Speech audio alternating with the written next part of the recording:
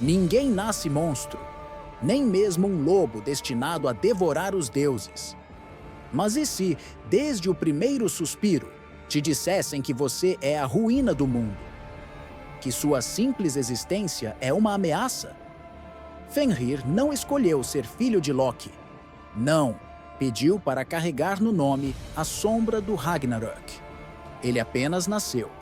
Um filhote de lobo, de olhos grandes e patas desajeitadas, que cresceu cercado por olhares desconfiados e silêncios profundos. Cresceu entre os deuses, mas nunca fez parte deles. Alimentado pelas mãos de Tyr, brincava nos campos de Asgard como qualquer criatura inocente. Mas para os olhos dos deuses, ele era uma profecia viva, um perigo adormecido. E então vieram as correntes. 1, 2, 3 vezes tentaram prendê-lo. E quando ele quebrou todas, forjaram a última, feita de coisas que não existem. Uma armadilha tecida com medo. E o medo sempre transforma. Fenrir não devorou Odin por maldade. Ele apenas cumpriu o destino que lhe foi dado. Um destino que não escreveu. Um destino do qual ninguém o salvou. Se você ainda acha que conhece essa história, pense de novo. Aqui no Mitoverso, as lendas que o tempo tentou esconder são recontadas, com outras vozes, mais profundas, mais sombrias, mais verdadeiras. Já falamos de Anubis, Medusa, Thor, Morrigan, mas hoje vamos falar de Fenrir. E o que temos para te mostrar pode mudar tudo o que você pensa sobre monstros, deuses e destino.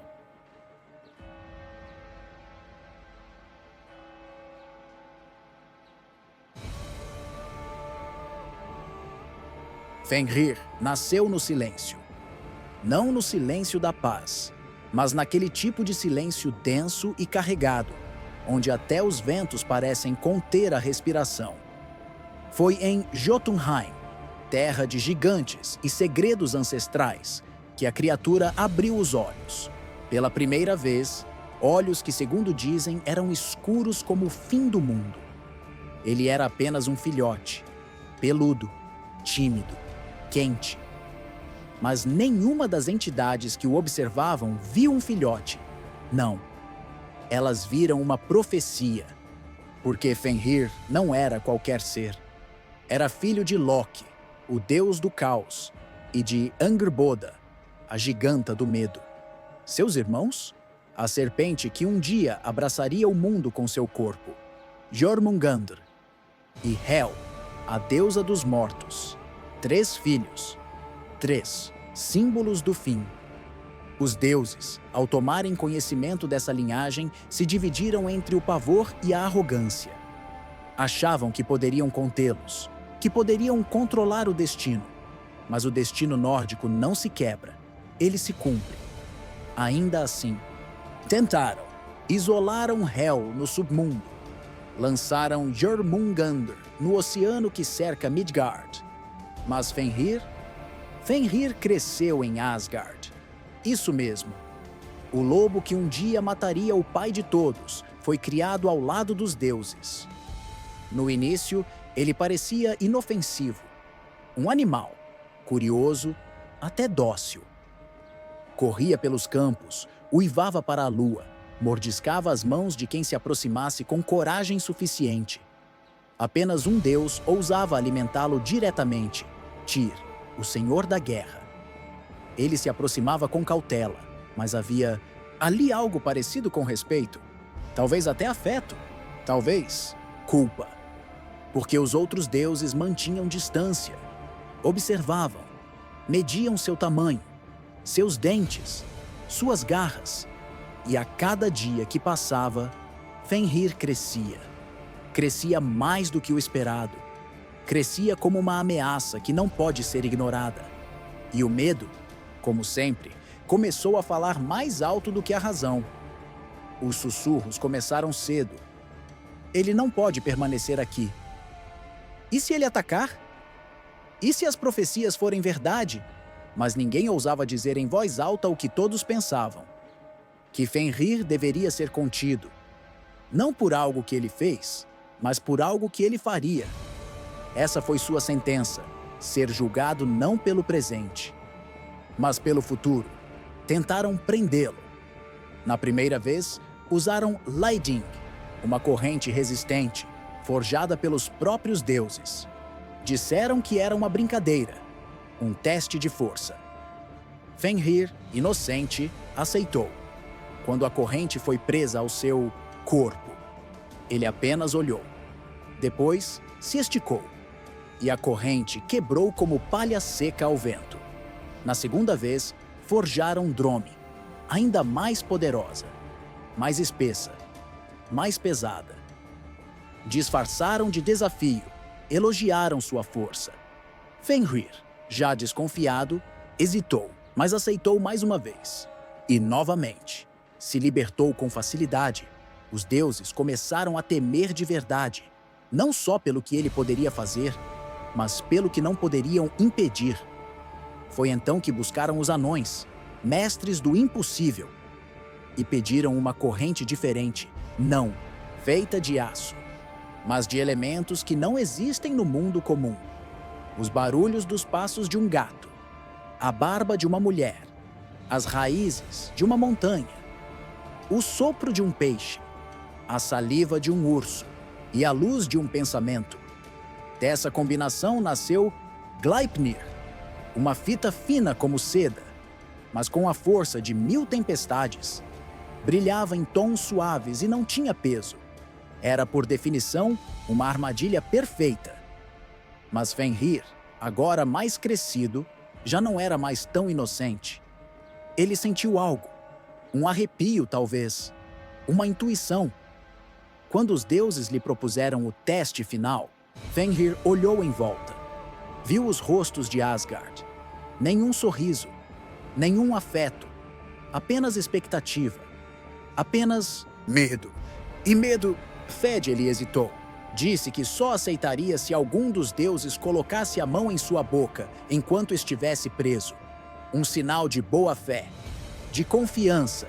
Tyr se adiantou, o único que o alimentava, o único que não fugia do seu olhar, o único que, talvez ainda, visse nele algo além do monstro. Mas mesmo Tyr sabia o que estava prestes a acontecer. Ele sabia. E ainda assim, colocou a mão entre os dentes do lobo. A corrente foi apertada. E Fenrir sentiu. Tentou se soltar, mas não conseguiu. E então, a verdade se revelou. As risadas nervosas, os olhares de alívio, os comentários entre os deuses. Era uma armadilha. Não havia retorno. E o som que veio a seguir ficou marcado. Na eternidade, o estalo seco da mandíbula se fechando e o grito mudo de Tyr ao perder a mão. Fenrir rugiu, não de dor, nem de fúria, de traição, porque naquele instante ele entendeu. Entendeu o que era, o que esperavam dele, o que ele deveria ser. E naquele instante, ele se tornou aquilo que temiam. A corrente Gleipnir o segurou. Mas o que os deuses não sabiam é que, ao prendê-lo, não impediram a profecia. Eles a selaram. Fenrir permaneceu acorrentado, em uma ilha esquecida, longe de tudo, com uma espada enfiada em sua boca, forçando-a aberta. Saliva escorrendo, formando rios venenosos. Sozinho, imóvel, em agonia. E lá ele ficou, crescendo, esperando, pelo fim do mundo, porque no Ragnarök ele se libertará. Ele devorará Odin. Ele abrirá as portas do caos. E não porque era mau, mas porque foi feito para isso. No mitoverso, as lendas que você acha que conhece ganham novas camadas. Já falamos de Anubis, o guardião dos mortos no Egito, de Morrigan, a deusa celta da guerra e do destino, de Medusa, a mulher monstro que virou maldição. E hoje, estamos apenas começando a revelar a verdadeira face de Fenrir, não o vilão, mas a consequência. Fique com a gente, porque o que vem a seguir vai te levar ainda mais fundo.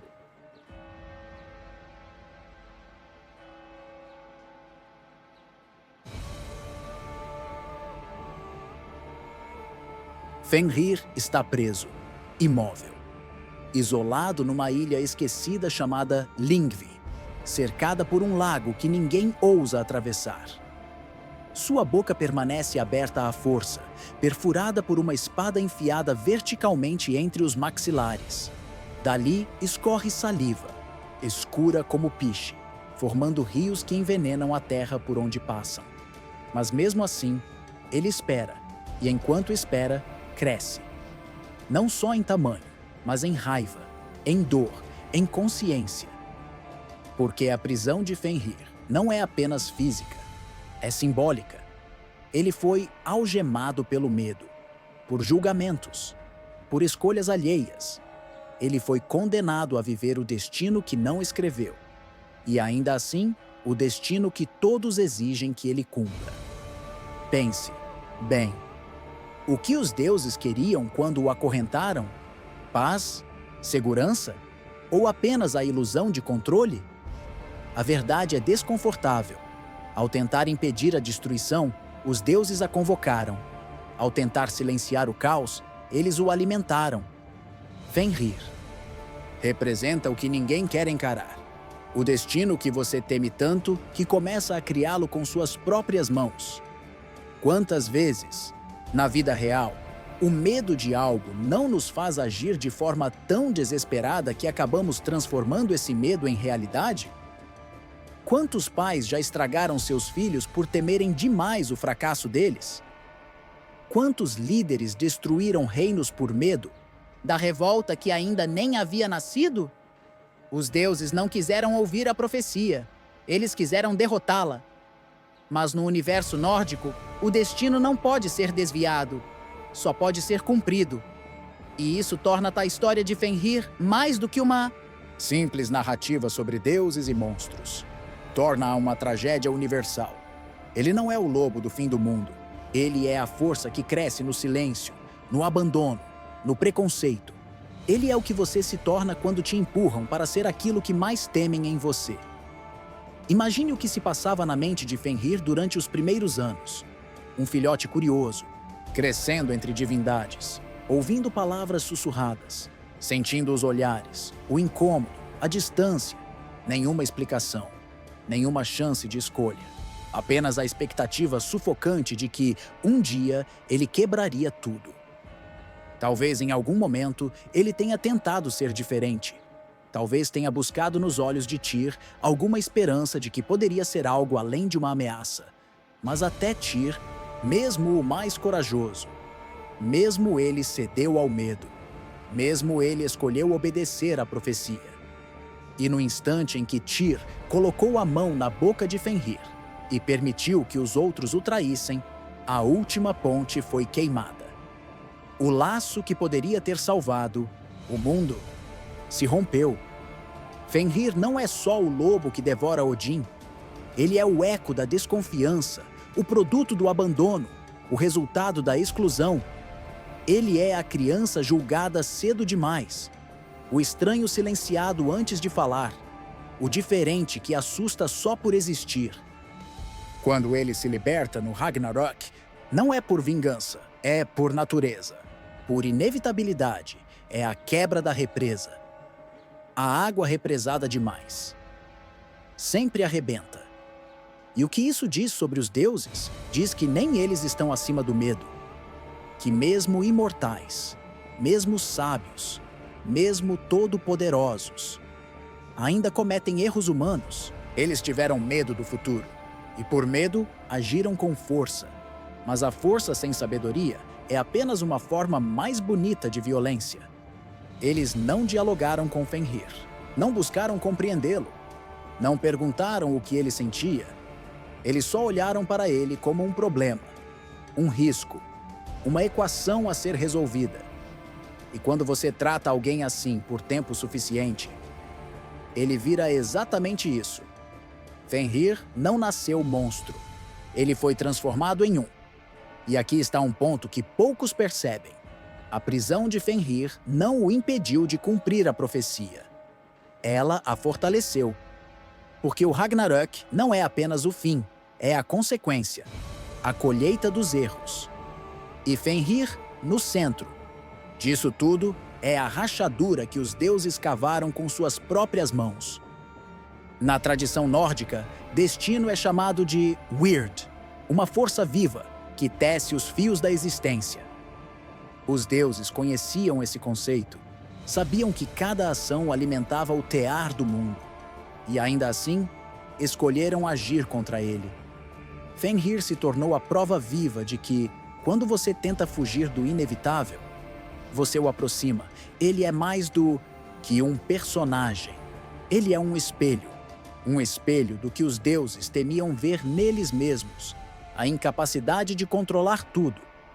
E se os deuses não controlam o destino, então quem controla? Talvez seja isso que mais os aterrorizava. Não o Ragnarök, mas a possibilidade de que tudo o que construíram, o trono de Odin, o martelo de Thor, o brilho dourado de Asgard, fosse tão frágil quanto uma corrente feita de ilusões. E então, diante desse abismo, preferiram apontar para o lobo. Ele é o problema. Ele é o caos.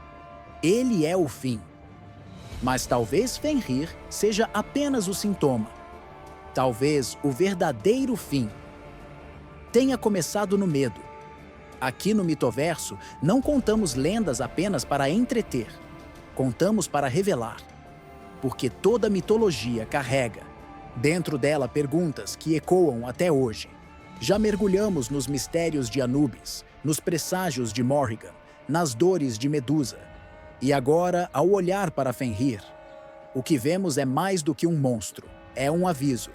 E você? Você já foi acorrentado por aquilo que os outros temiam em você?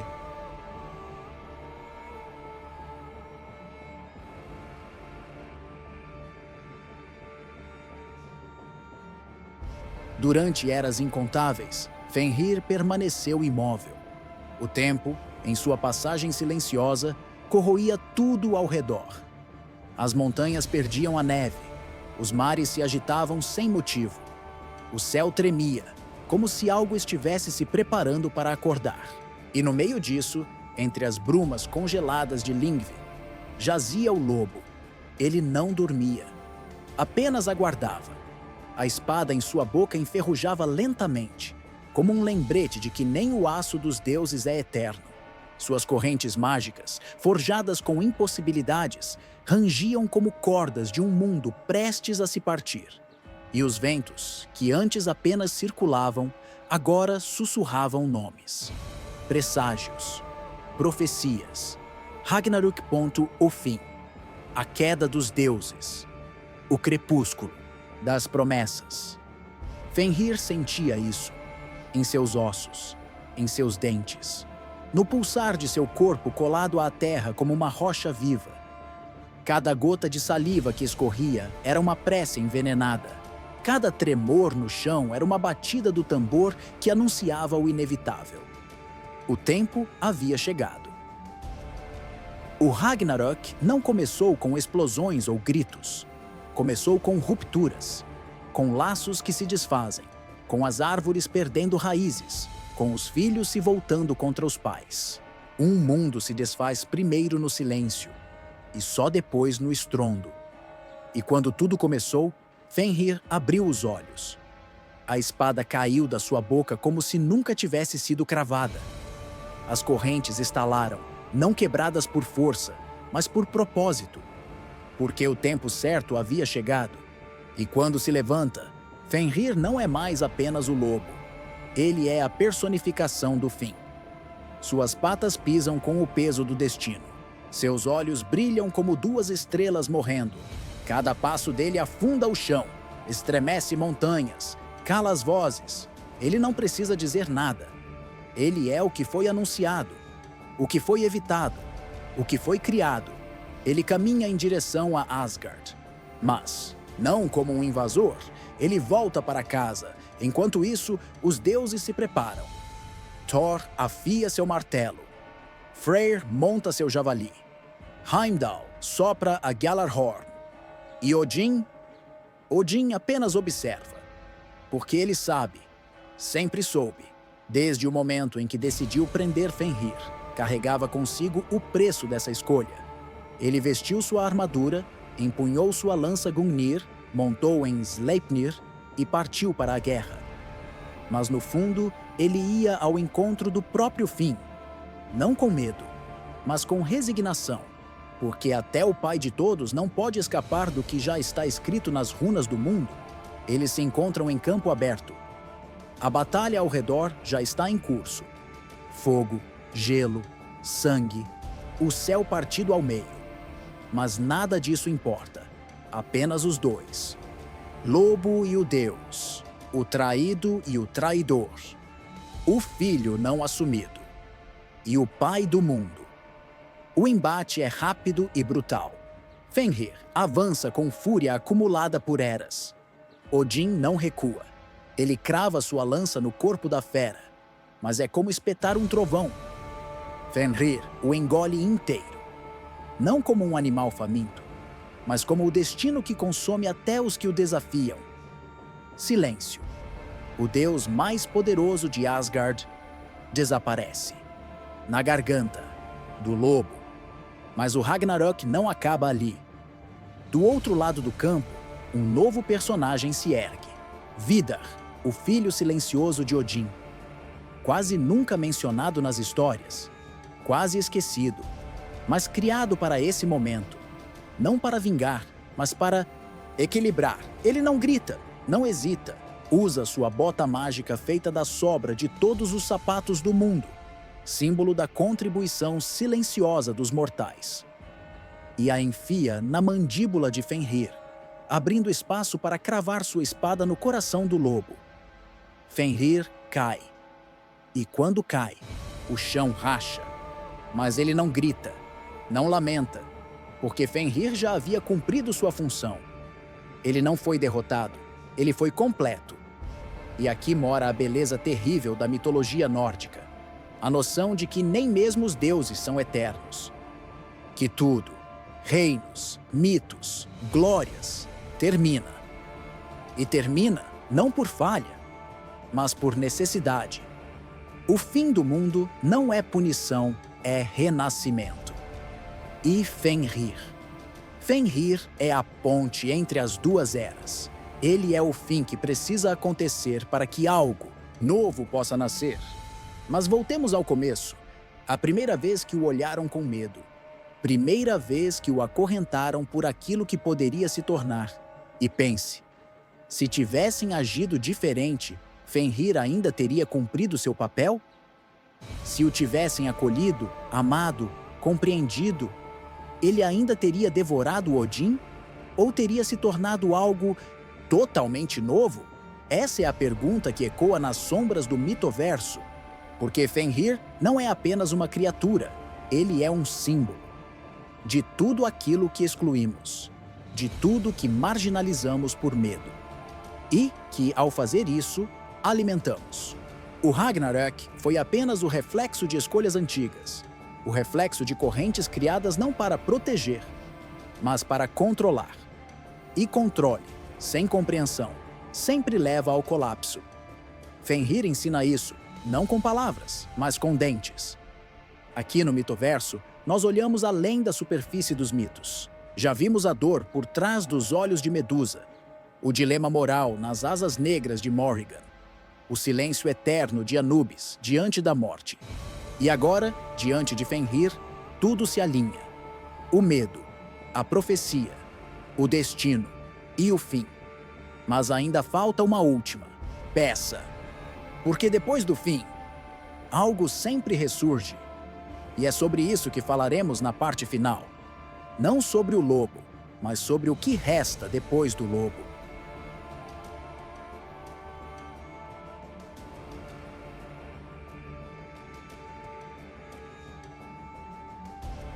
Fenrir está morto, mas a morte, neste mundo de deuses e destinos, nunca foi um ponto final. É apenas uma vírgula, um suspiro antes da próxima era. Seu corpo colossal repousa sobre o campo dilacerado do Ragnarök. A mandíbula ainda entreaberta, como se o uivo final tivesse sido engolido pelo próprio universo. A terra sob ele está encharcada de sangue e mitos, e os céus, tão antigos quanto as profecias que os moldaram, observam em silêncio, não com glória, mas com respeito, porque a morte de Fenrir não foi uma vitória, foi uma necessidade, um equilíbrio, o fim de um ciclo que começou muito antes do primeiro uivo. O mundo está em ruínas. Asgard, aquela que já brilhou como ouro eterno, agora é cinza, pó, destroços. O Bifrost, outrora ponte entre mundos, ruiu como uma artéria rasgada. Os salões dos deuses estão vazios. As vozes que um dia ecoaram em banquetes e canções foram silenciadas por martelos, lanças e dentes. Mas entre os destroços, algo respira. Não é Fenrir, não é Odin, não é Thor, é o eco da criação se reorganizando. A mitologia nórdica nunca prometeu eternidade. Ela não oferece céu ou inferno imutáveis. Ela oferece ciclos, crescimento, declínio, renascimento e, agora, após o fim, vem o recomeço. Dizem que da morte de Fenrir, os ventos mudaram. Que as raízes de Yggdrasil, embora feridas, ainda sustentavam o tecido da existência. E que, aos poucos, os sobreviventes emergiram. Vidar, silencioso, o que matou o lobo, caminhou sem glória. Ele não buscava aplausos, buscava ordem. Balder, o deus da luz, retornou dos mortos. A esperança ressurgiu com ele, não como uma chama ardente, mas como brasas em madeira antiga, prontas para reacender. Lif e Liftrasir, os humanos que se esconderam nos galhos mais profundos da árvore do mundo, saíram da escuridão. Suas peles marcadas pela espera, seus olhos carregando o vazio do que foi perdido. E a centelha do que pode ser construído. Eles não sabiam dos deuses, mas sabiam plantar. E isso era o suficiente. O mundo novo não tem reis, não tem tronos, não tem muralhas de ouro. Ele tem silêncio, tem espaço, tem tempo. E nesse novo tempo, o nome de Fenrir não é mais maldição. É lembrança, advertência, símbolo. Porque Fenrir não foi só o fim. Ele foi o que forçou a mudança. Ele foi o que expôs a fragilidade dos deuses. O que rasgou as máscaras da eternidade. O que mostrou que até os tronos mais brilhantes escondem rachaduras invisíveis. E, talvez, ele tenha feito tudo isso não por fúria, mas porque não havia outra escolha. Os mitos antigos sabiam algo que esquecemos: que o medo nos faz construir prisões. E que essas prisões, sejam de ferro, de palavras ou de profecias, sempre acabam nos devorando por dentro. Fenrir foi preso porque poderia destruir, e por isso destruiu. Não porque era mau, mas porque foi forçado a se tornar o que os outros decidiram que ele era. Essa é a tragédia dele, e talvez a nossa. Mas há um detalhe que poucos notam. Quando Fenrir morreu, não houve celebração. Nenhum deus sorriu. Nenhuma canção foi cantada. Porque no fundo, todos sabiam. Eles o criaram. Eles o acorrentaram. Eles o traíram. E no fim, foram engolidos pelo reflexo do que negaram ver. Em todo fim, há uma semente. E nas cinzas de Fenrir, uma nova pergunta germina. E se o monstro for sempre o espelho? E se o caos que tememos no outro for apenas o que nos recusamos a confrontar em nós mesmos? No novo mundo, não há mais estátuas, mas há histórias, sussurradas entre árvores, gravadas no vento, guardadas nos olhos das crianças que ainda não aprenderam a ter medo. E uma dessas histórias fala de um lobo, não um monstro, mas um símbolo, de fim, de começo, de coragem. Se você chegou até aqui, é porque sentiu algo. Talvez reconheceu o grito preso de Fenrir. Talvez carregue suas próprias correntes. Talvez você tenha aprendido, como nós, que os mitos não são apenas histórias antigas. São espelhos quebrados, onde nos vemos fragmentados, mas mais verdadeiros do que nunca. Aqui no Mitoverso, não contamos lendas. Desenterramos verdades, aquelas que o tempo tentou enterrar, que os livros simplificaram, que os séculos apagaram com medo do que elas revelam. Se isso te tocou, inscreva-se, compartilhe, deixe seu comentário. E acima de tudo, não esqueça o nome de Fenrir, porque enquanto houver alguém disposto a lembrar, dele sem medo, o mundo terá uma chance de ser diferente.